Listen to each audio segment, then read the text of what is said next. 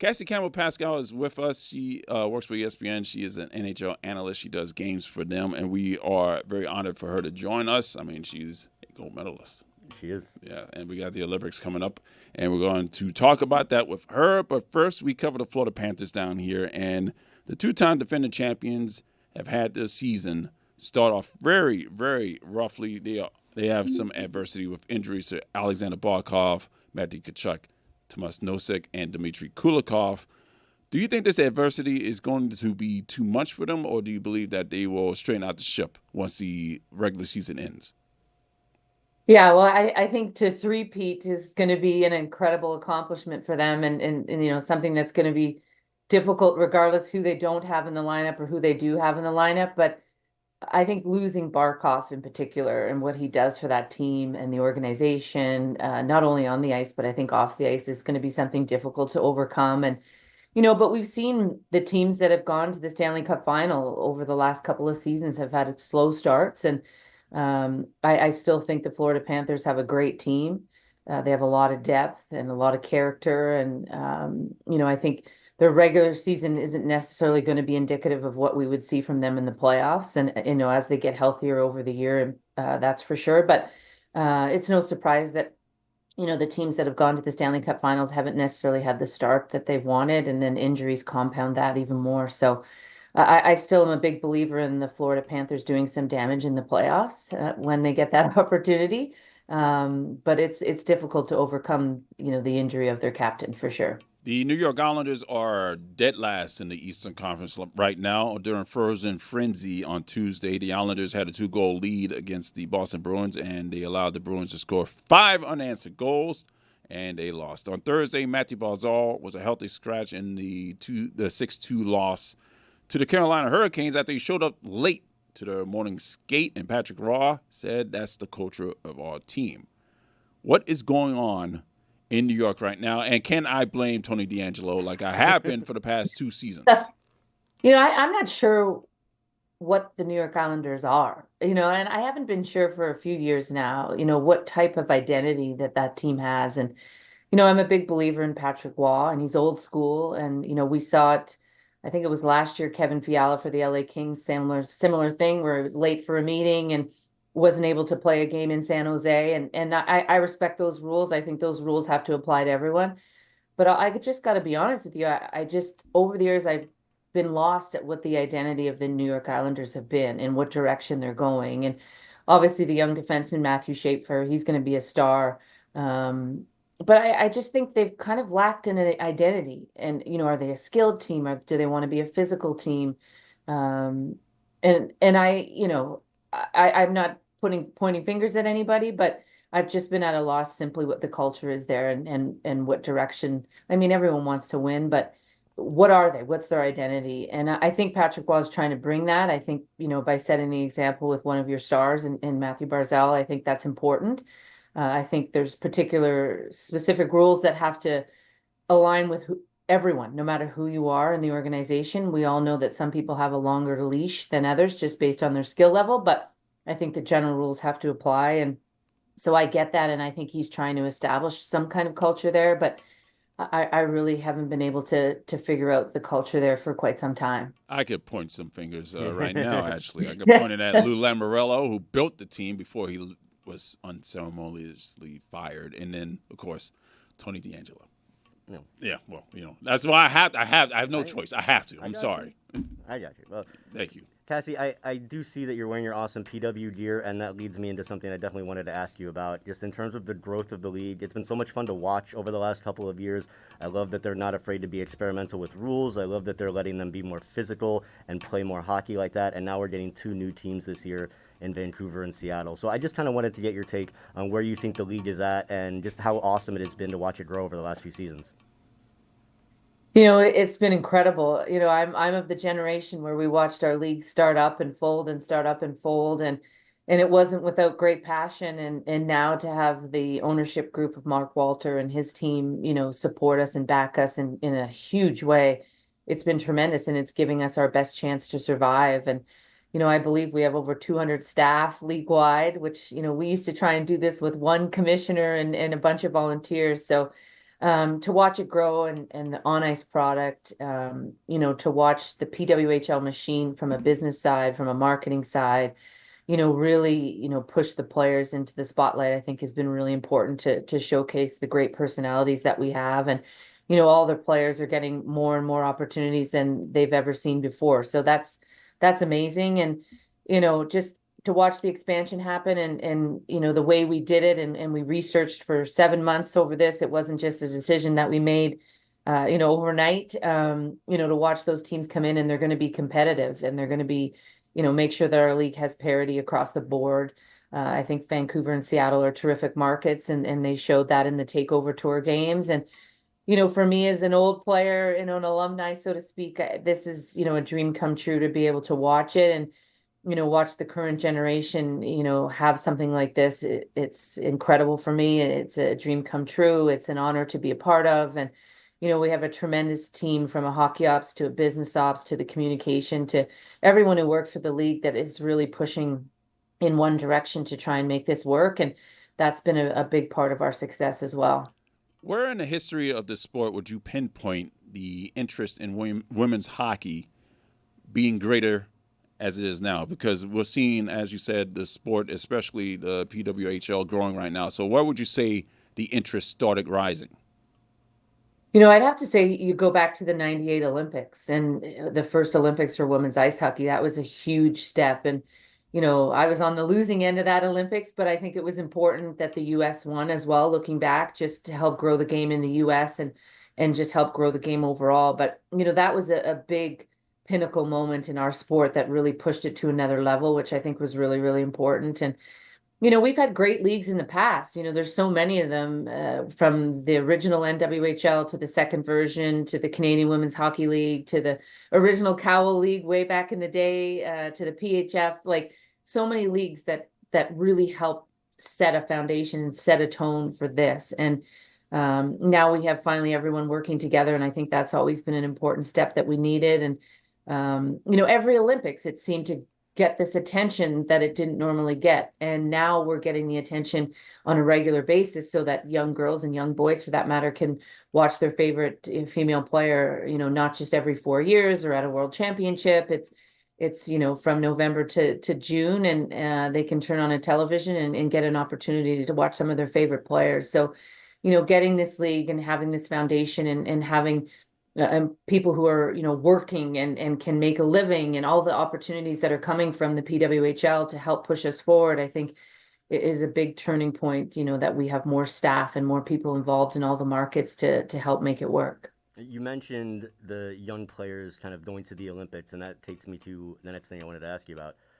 We've been talking a lot about Olympic rosters. Obviously, we're all very excited to see the NHL guys going back to the Olympics this year. But it seems like over the last few weeks since the NHL season started, guys like Macklin Celebrini and Caufield are really kind of playing their way onto these Olympic rosters. So I guess kind of a two-part question. What do you think about these young guys making their case for an Olympic spot where there's so many veterans that have been dying to get back out there? And the importance of, as we were just talking about earlier on the show, bringing the young guys to the Olympics to get them that exposure, whereas, they've got world championships and other opportunities. But it's got to be a tough decision right now for the people that are curating these rosters. Yeah, I think it's a little bit less about exposure for these young guys, more so than experience. You're also, as an organization, thinking of 2030 and, the veterans that won't be there and these young guys that potentially have that opportunity. So I think it is important, despite the fact you want to win here and now, it is important to maybe have a young guy on your team that, can get that experience and bring that forward. And it's been remarkable to watch Cole Caufield and what he's been able to do, especially in overtime in Montreal. And, I cover Macklin Celebrini a lot with ESPN, and he's having a tremendous season. And, they had a tough start in San Jose. As everyone knows, they lost their first 5 games, and 2 of them were probably games that they should have won. And then they go on a road trip and he produces 10 points and just to put the team on his back. And I really think the important thing for these young players, Connor Bedard, you can put in that category, they have to play a two-way game in order to be on these rosters because, if there's injuries or whatever, they have to come in and they can't just provide offense. They have to be, provide that two-way game. And I think that's important for both, general managers of all the teams, not just the North American teams. So, that's where I see maybe a Macklin Celebrini getting an opportunity because he does have that two-way game for Canada, and Cole Caufield, and you think of Clayton Keller. He's a little bit older, but he, didn't, make the Four Nations team, and he's been playing so well and trying to make a name for himself, and Logan Cooley. But I still think you have to have that two-way element to your game, and it's so important with all the skill that's out there on the ice. So it'll be interesting, knock on wood, there's not a lot of injuries, but the way it is, there might be one or two, and who gets to fill those shoes of some of those players that were there at Four Nations for all the countries. So it's going to be fun to watch regardless of who's there, but it's also going to be interesting to see some of those final decisions that the general managers have to make. Cassie, I've always been infatuated with the Olympics. I think they're the greatest sporting event that we have in the entire world. You're a 3-time Olympian, 2-time Olympic gold medalist. For us mere mortals who will never actually participate in the Olympic Games, can you what are you going in, Roy? Are you going in hockey? You've been taking lessons. Curling. I'm e-bugging right now. Let's go. E-bug for Team USA, David Dwork. But can you just take us, explain the experience in some way, try and help us make sense of what it's like to be at that level around all those unbelievable athletes and represent your country on that stage? Yeah, I think, you train and you're part of a hockey team, and you're trying to go to the Olympics as one team, as the hockey team. And then you get there at the Olympic Games and you become Team Canada, Team USA, Team Sweden, but it's about all of the athletes, all the sports, and to get an opportunity to pick the brains of the other athletes and to cheer them on. That's one of my favorite things. And, the friends I've made over the years that are from different sports, that, I treasure them completely, but it's the ultimate.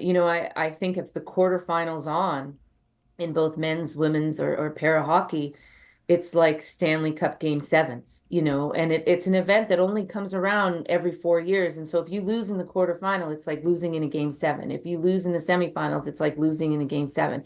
If you lose the gold medal game, it's like losing in a Game 7. So, Game 7s, as you guys know, in the NHL and the Stanley Cups, especially the Stanley Cup final, I mean, that's the pinnacle of our sport, and you have an opportunity to potentially play 3 or 4 of them at the Olympic Games, and that's what the pressure's like, and that's what the caliber of hockey is like, and it's just an event like no other. And I remember my first opening ceremonies. I walked into the stadium in Japan, and I had this out-of-body experience where I was this little girl at home watching myself walk into the Olympic Games, because I watched it every year as a kid, every 4 years as a kid, or 2 years, I guess, summer and winter.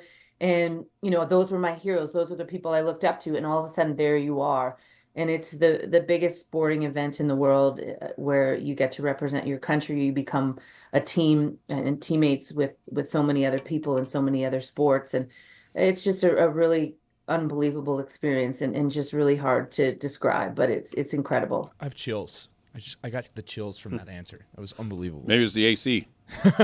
Right now, the main arena is not even completed, and the Olympic Village is just a dorm. I mean, it's not even like the normal Olympic villages that you see during the summer or past Winter Olympics. So how is that going to affect the players, knowing that they're going to go in and possibly play on ice that's not up to Olympic standard?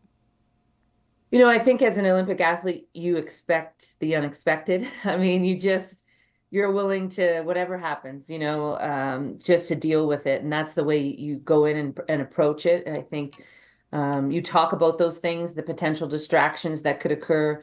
I think every Olympic Games, people are talking about security. People are talking about venues not being finished. There's always a political climate within the country of where the Olympics is being hosted, all these things that are really out of an athlete's control. So, you talk about those distractions, the possibilities of what ifs, and as from a hockey standpoint, the staff has your back as far as dealing with any of these things that potentially could happen. But, it doesn't matter if the ice conditions, doesn't matter what your dressing room looks like, if the stalls are built or the benches or whatever, the Zamboni breaks down. I mean, you just get out on the ice and you do your job. And It's again the ultimate event. It comes around every 4 years from a hockey perspective, and you just don't let anything get in your way. So you prepare for those distractions, but once you're there, you just deal with the things that are within your control, and you just hope that the host committee has everything under control and they're doing the best that they can to put on the best Olympics for their country, and that's got to be your approach as an athlete. And the other thing about this is, I mean, obviously it happens in every international competition. Different size ices as opposed to the ice in Canada and the United States. You got bigger ice, bigger rinks in a national game. So if you're a player who's used to playing on smaller rinks and now you're playing in an international game, how much of a difference is that? Yeah, I mean, it can be a difference for sure. My understanding it's going to be NHL ice surface there, so I think that's going to be helpful to everybody. But you just prepare again. That's just part of your preparation, whatever the ice surface is. The Olympics past for me, it was Olympic ice surface, and that's how you train as much as you could. You get on an Olympic ice surface from a team perspective and go through your structures and your tactical stuff. And again, it's just one of those things that, it's just part of it. It's part of your preparation. There's little things that you can tweak depending on the ice surface and the size of it, but everyone's playing on the same ice, so there's no excuses. And it's definitely just something that's unique. But from my understanding, the ice surface is going to be the same. Before we wrap it up, I did have one more NHL related question for you, and this is just something that I've been toying with for a while. But I like to think that if the NHL, we all love the 3-on-3 overtime. Like, I think everybody can universally agree 3-on-3 overtime has been great. Mm-hmm. I think if they just went from 5 minutes to 10 minutes, it would probably eliminate like 90% of shootouts, which I feel like a lot of us can agree that the novelty of the shootout has kind of run its course. So that's just my pitch to the NHL, to maybe tweak a rule, make some more fun 3-on-3 overtime, get rid of some shootouts. What do you think about that, Cassie? I love the skill aspect of the shootout. From time to time, you still get to see these amazing moves, right? Or these amazing saves. I love the skill aspect of it. I'm glad that, of course, we don't have it in the playoffs and you win or lose 5-on-5. And, I wouldn't mind seeing the 10 minutes. You have to understand, though, as an athlete, 3-on-3 is tough. It's like a bag skate. So you're taxing your stars, obviously, a little bit more. But I wouldn't mind seeing it move to 10 minutes, more 3-on-3. And another thing I'd like to see it is once you cross center ice, you can't go back. Otherwise it's a penalty. No more back That's passing. something that I'd rather see first before a time change or eliminating the shootout. Sort of that over and back rule in basketball that we often see. But I love the skill of it, and I'm also glad that it has nothing to do with the Stanley Cup playoffs. And teams get to win, 5-on-5 unless, of course, there's a penalty. But I just prefer it that way in bigger circumstances. Cassie Campbell-Pascall is a champion, and we are honored for her to be on the show with us. Thank you, Cassie, for joining us. All right, thanks, boys. Thanks for having me.